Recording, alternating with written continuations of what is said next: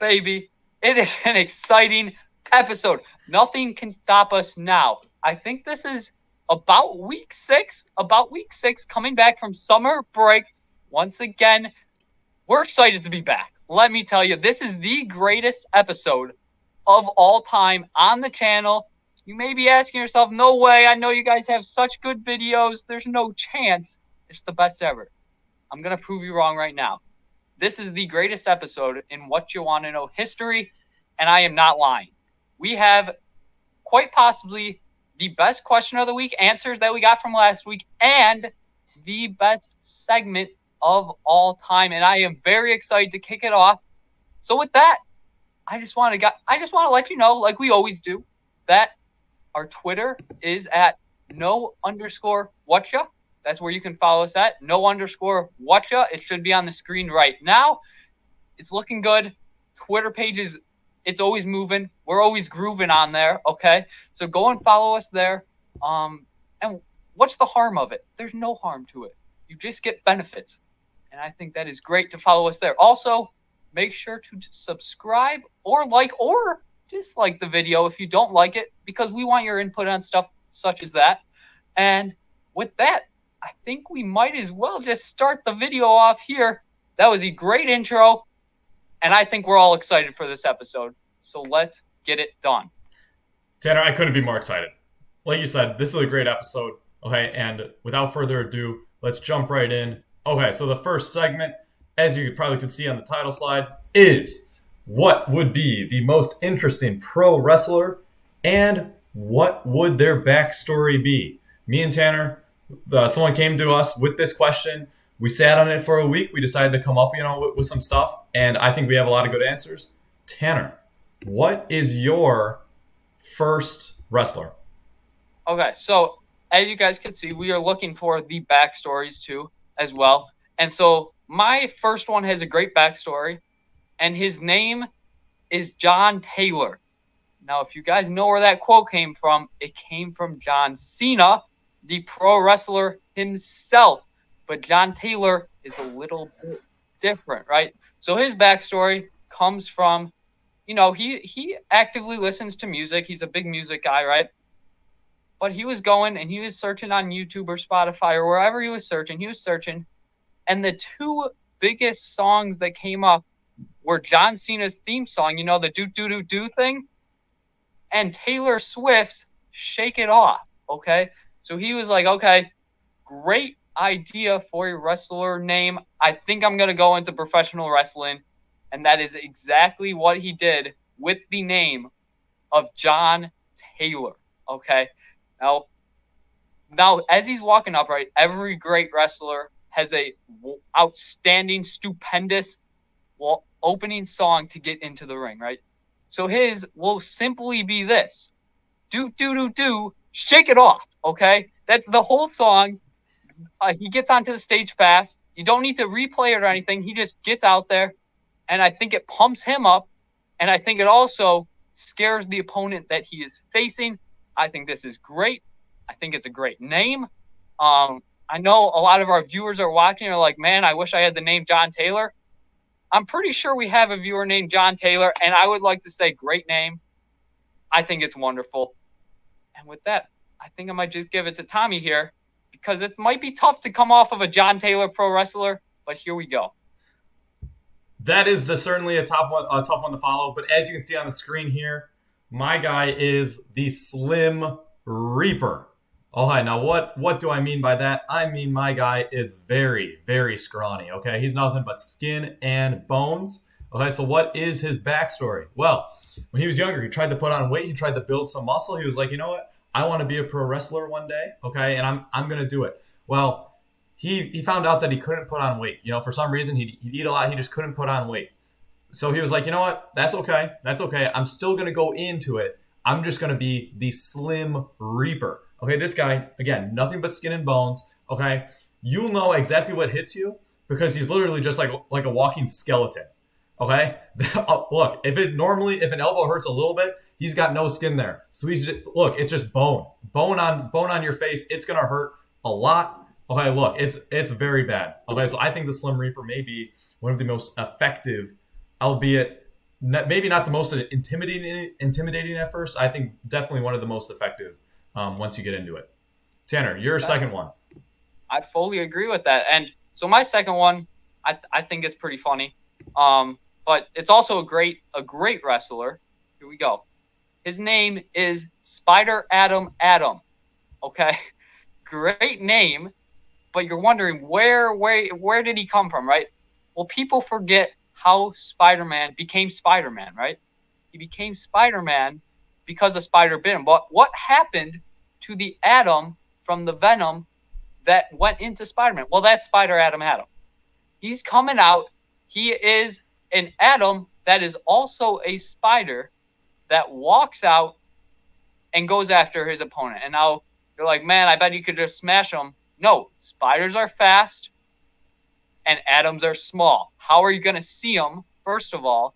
And second of all, the venom of Spider Adam is very, very deadly, which means the opponent is knocked out in one punch. It's all over. Undefeated champ. Very nice.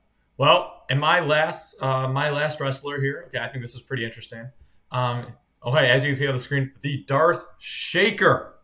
Okay, so what is his backstory? Well, again, started as a kid. When he was a kid, he accidentally put too much pepper onto one of his meals, and so he started eating it. He got a really bad taste. He started sneezing everywhere. It was a really traumatic experience for him. It didn't hurt him physically at all. It just always stuck with him in his head.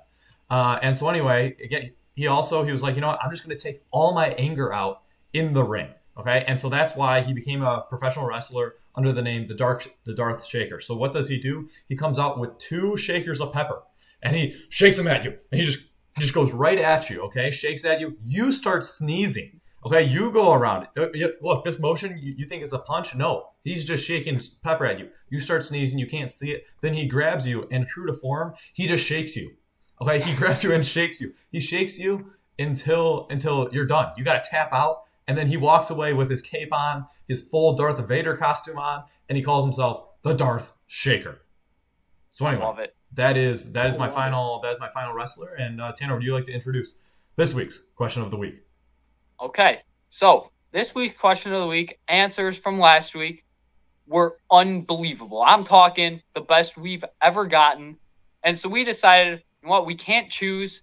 So let's make a list of all the greatest answers that we got.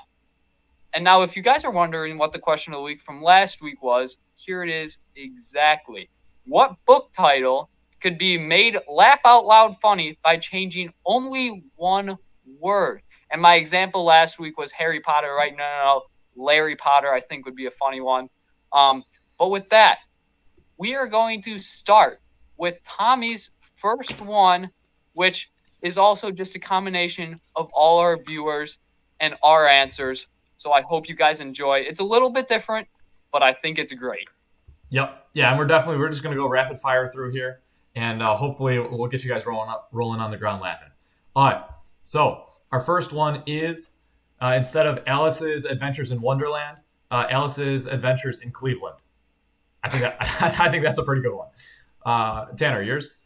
Okay, so mine is, everybody knows the book Grapes of Wrath. No, we need the Crepes of Wrath. Okay. I think that's great. Coming from France with a vengeance. Exactly. All right, the next one here. So this was a write-in from the book If You Give a Pig a Pancake. Well, the word they changed was pancake, and it is If You Give a Pig a Ham. Ooh. That's scary. I don't know what to think of that one. Go ahead, Tanner. Okay. So my next one, right? We got Winnie the Pooh, classic character, right? Everybody loves him, right? What about Smelly the Pooh? What happened to him? I don't know. Very nice. Very nice. All right, so everyone here has hopefully heard of the book Don't Let the Pigeon Drive the Bus. So I said, don't let the bus driver drive the bus. Why do I not want him to drive the bus? I don't know. Maybe he's a bad guy. Whatever. All right, Tanner, yours.